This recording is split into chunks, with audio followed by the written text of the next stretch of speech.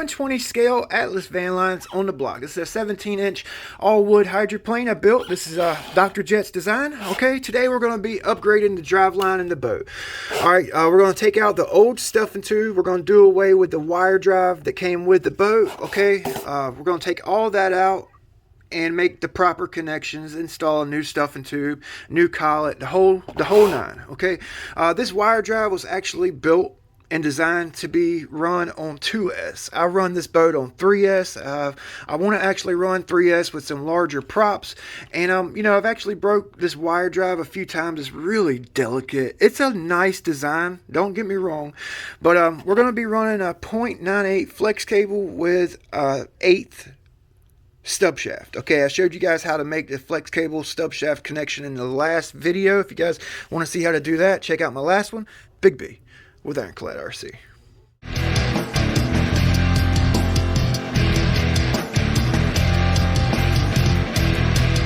I'm going to show you guys the original drive line that's in the boat. I'll show you what it looks like in the boat because it's a really cool little drive setup. Okay, you got your coupler for your motor, and a capillary, stainless steel capillary tube, a very short run of brass tube, okay, and then the brass tube basically stops at your through hole right here. You guys see where it stops at. All right, and your capillary tube ends. Then you got a stainless steel wire, another capillary tube, and then you got your 1/8 stub shaft. Okay, we got a little nose cone right there on the front of the strut to shim up the bore on the strut. Okay, you guys see what it looks like here. So I'm actually going to take this wire out the boat. I'll show you what it looks like on the bench. Got my wire out. We got the capillary tube. The wire is actually run through the capillary tube the whole length. Okay, another capillary tube to shim up the 0.98 bore. Same shaft we used for the flex drive we're going to be running in the boat. Okay, so we're going to be using a 5/32 brass tube. No Teflon liner. Teflon liners are great. It makes a nice, quiet, smooth drive line. I don't really care for Teflon liners all that much. I've told you guys that in previous videos. These Teflon liners, they tend to like ride up and down in your stuffing tube, kind of float in there. Sometimes it'll get hung up in your coupler, you know, twisted up in your coupler right here and bind up, and you break your cable, or binds up back here where your strut is, where it runs right up to your strut. I've had my cables break back there, twist back there, so I'm not going to run a cable. Now, I've never run a 0.98 flex without a Teflon liner, so it's going to be kind of a test for me. The whole reason I'm doing that is to try to keep weight in the boat down. I have a very sensitive weight bias in this boat, and if I put too much weight in the back, she might not run right. You know what I'm saying? So I'm trying to keep weight down if I can, possibly can.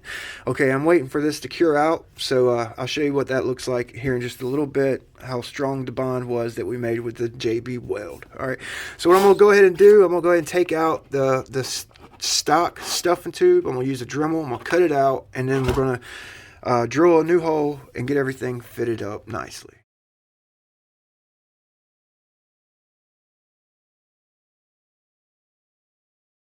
As you guys seen, I cut my stuffing tube out. Just had a cut up under the mount, the stuffing tube mount, and it basically pulled right out the boat. Okay, if you guys are running a traditional stuffing tube that basically comes out the bottom of your boat and goes to your strut, okay, it basically goes to your strut right here. You know, you could cut inside, kind of loosen up the epoxy on the inside with a cutoff wheel. I like to take a torch, heat up my brass stuffing tube, well, heat it up, and get it up to temperature, and it'll actually loosen up that epoxy holding the stuffing tube in the boat, and you can pull it out. Okay, also, you can actually cut the stuffing tube off short, take a drill bit that fits in the stuffing tube, run it in reverse. It'll heat up the stuffing tube just enough to pull the stuffing tube out so you don't potentially burn your boat. Okay, so I've actually already got my strut off. This has a couple of nut plates in there. It holds my strut on. You guys remember my strut actually had the little nose cone on there, which I actually already took off. Okay, and I've took the liberty of cutting a 3/16 brass tube that will fit in my strut and shim up the 530 Zipkits brass tube. Okay, it won't seat right in the strut. Okay, you guys see that? There's some slop in there. You don't want that. Okay, so I actually cut the 3/16, left the ends of it rounded, so we have a nice smooth transition from the stuffing tube to the strut. Okay, that'll basically just be press fitted in there like so. Boom, boom, boom. Okay, so now we need to drill or file out our stuffing tube through hole to accommodate the larger stuffing tube. Okay, you guys see it's quite a bit smaller. All right, so we're gonna need to file and drill that out, elongate it, you know, so that we can get the right bend to our strut and the right angle of attack to our motor and collet. Okay, you know, filing out my hole a little bit larger. And I'm noticing that I've got some really soft wood right here. Really soft. That's telling me I had water get in the wood. In the wood right here. Okay? It's really soft.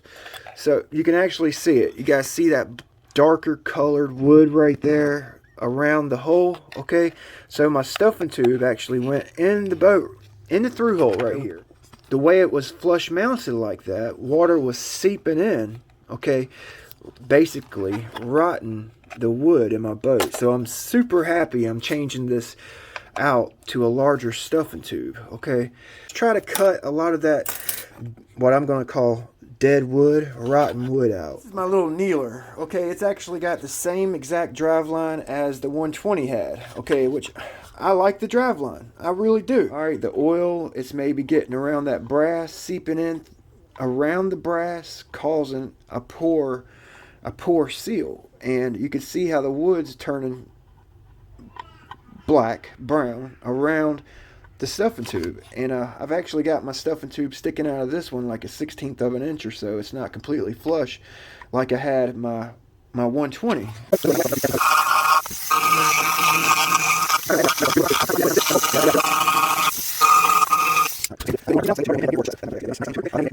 I'm gonna make sure I got my stuffing tube about where it's gonna be at. Okay, I'm gonna be running 3S on this boat with no liner, so I want my stuffing tube extremely close to my coupler. Okay, I want it to be right up on my coupler, maybe 3 or 4, just enough I can unscrew my coupler, get my cable out, and that's it. Maybe even get like a piece of foam in between there so I can grease it up, you know.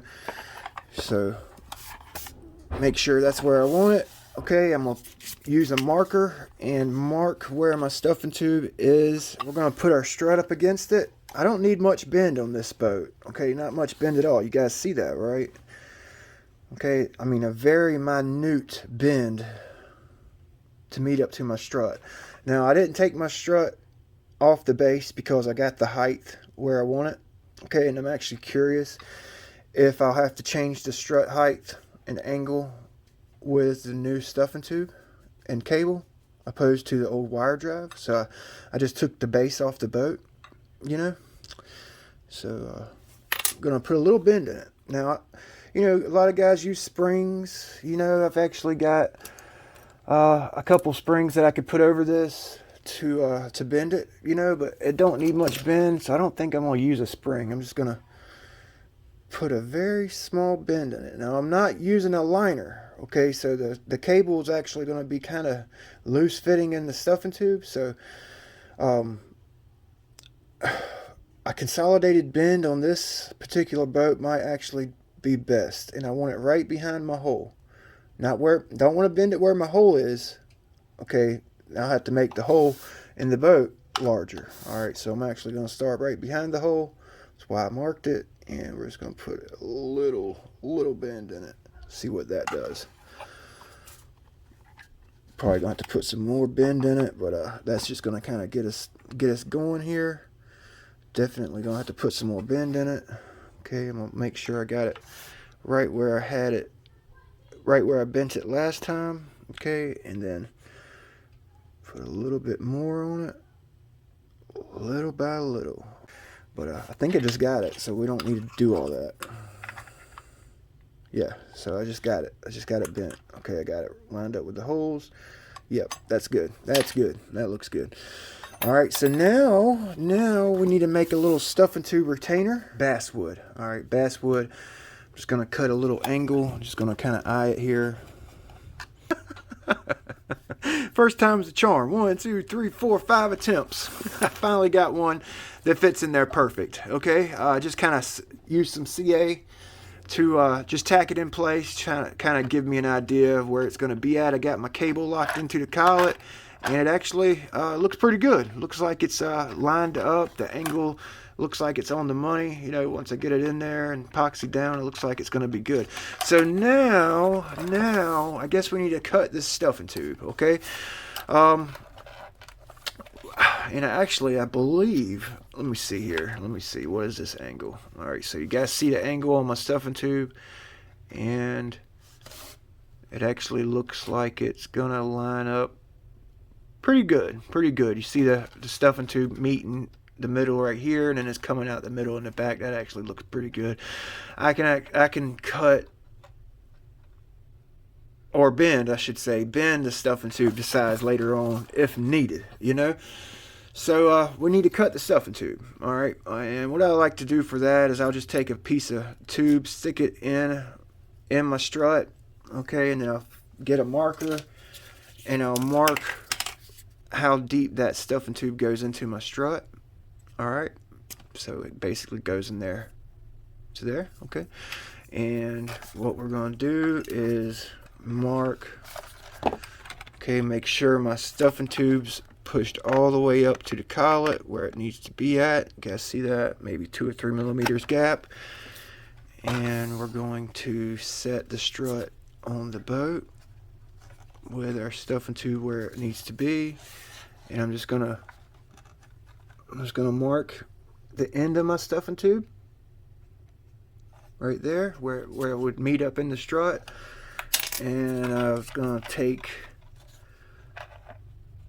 the piece I just marked, right, and then I'm gonna put that up to the mark on my stuffing tube and mark out where we're gonna cut it. All right, and I actually cut it a little bit freaking long. You guys know me, I'm freaking human. All right, gonna cut it long.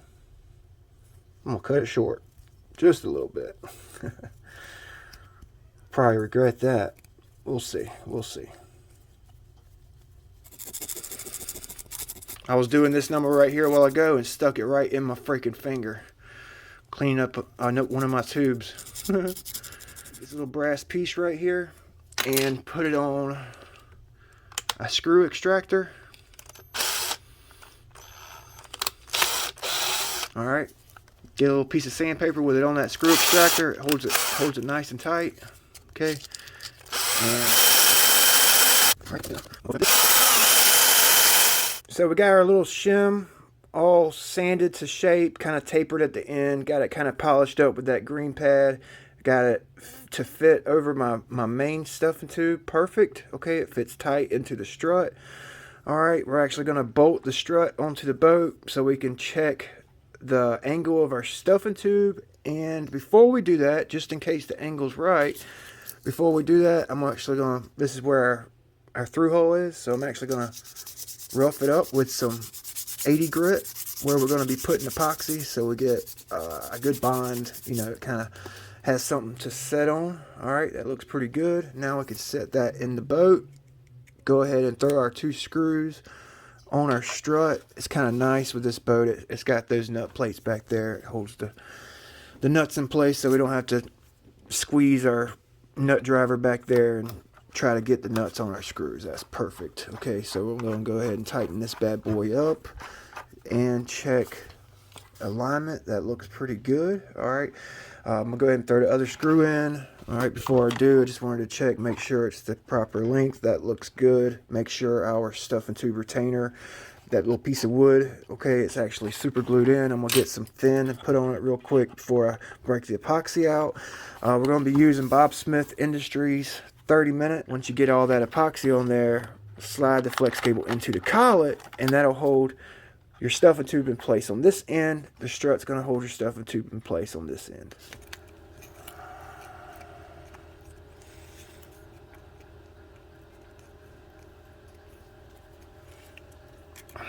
Alright, so I got my epoxy mixed up here. I'm going to use this little tool real quick before I get started on the main hole. I'm going to try to get this epoxy under the stuffing tube, you know, on that retainer right there, so it kind of holds it in place while it's like loose, you know. I don't have to worry about a bunch of epoxy in the boat. And I want to try to go as light as I can with this through hole, with this epoxy application.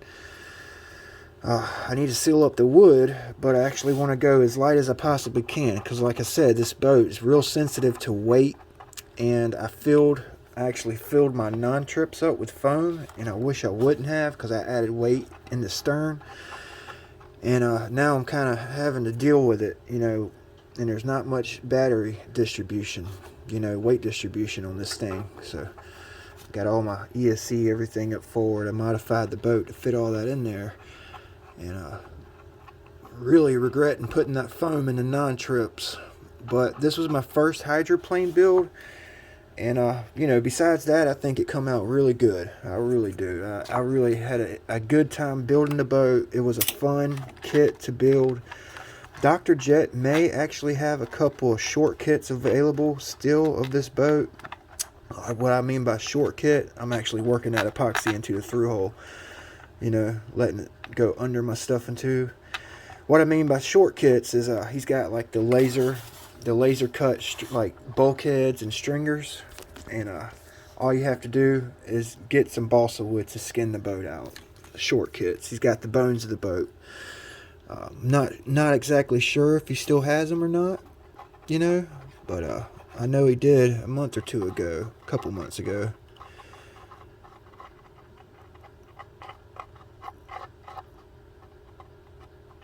Okay, so looks like I got enough in the boat. Like I said, I want to go light as I can with the epoxy because of weight, and I got some epoxy coming through the bottom. All right, and that's good. Okay, so I'm actually going to put a little bit right here, and I'm going to put some under, try to get some under the stuffing tube right there.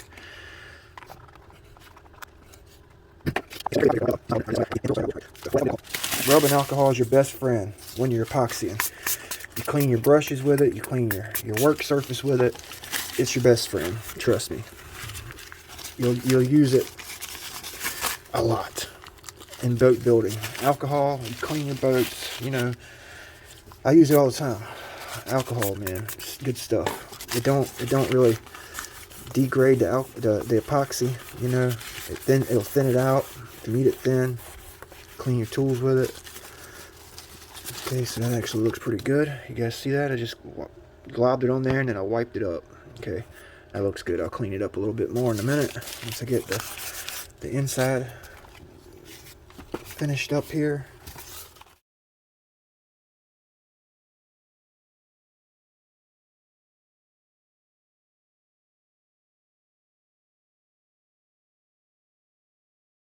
Alright, so I just put my flex cable in. Okay, my strut's holding my stuffing tube in place back here. The flex cable is going to hold my stuffing tube in place up here. Alright, now's the time you want to make sure everything's lined up. Make sure you got stuffing tube lined up with the motor. Make sure the stuffing tube is in line with the center of the boat. My drive line's actually offset, but I want to make sure my stuffing tube is lined up. Okay, you don't want it to like bend out or anything.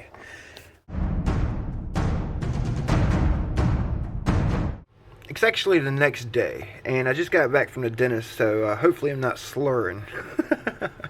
Had to get a couple fillings. Okay, so my collet is actually basically unscrewed here. I wanted to make sure I could unscrew it and it wouldn't hit my brass tube. That looks good.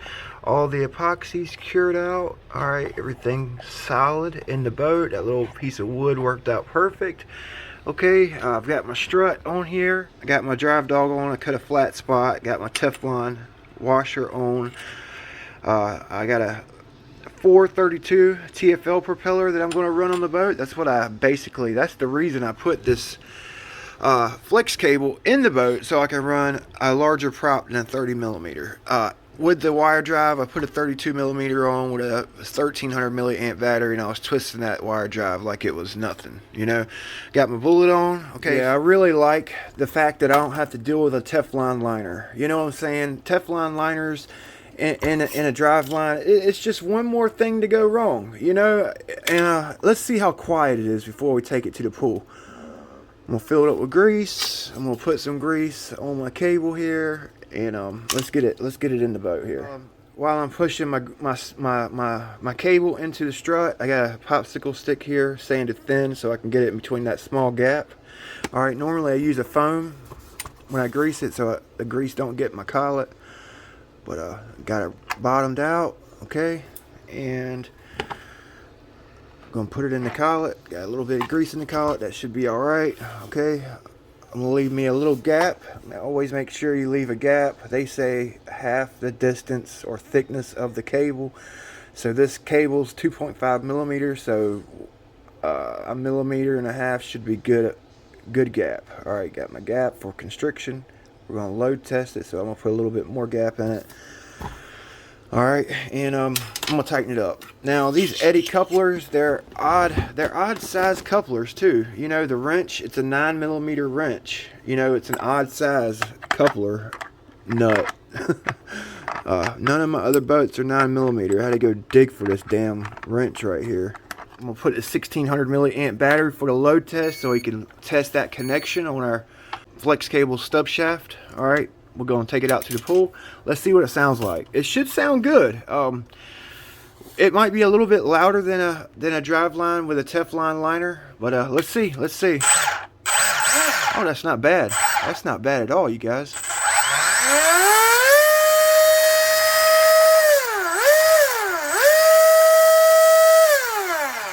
Yeah, I can deal with that. There's no cable whip. I was afraid not running a liner with this 0.98 cable, this 2.5 millimeter cable, we would have cable whip, but there's no cable whip.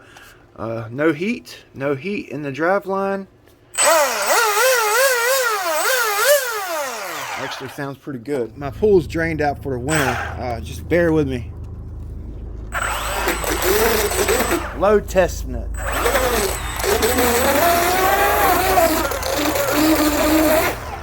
Yeah, that's gonna hold. That's good. Ooh, that motor got warm just that quick. That motor got, and the battery got hot. Woo.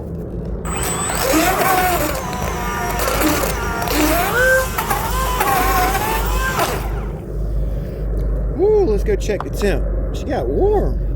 140, 130, 140 is the highest.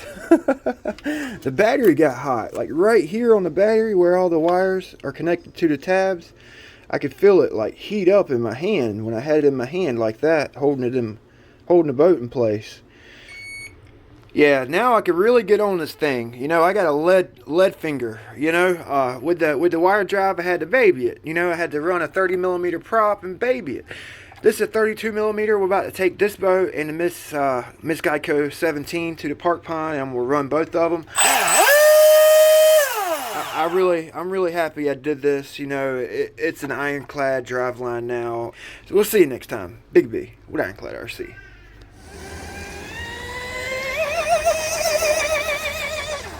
Oh.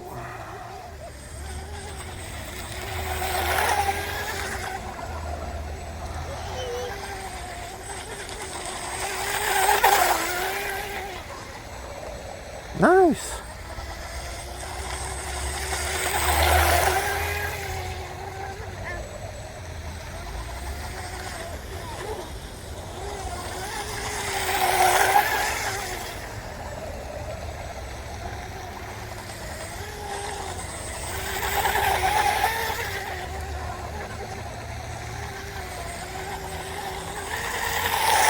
This is as hard as it'll go.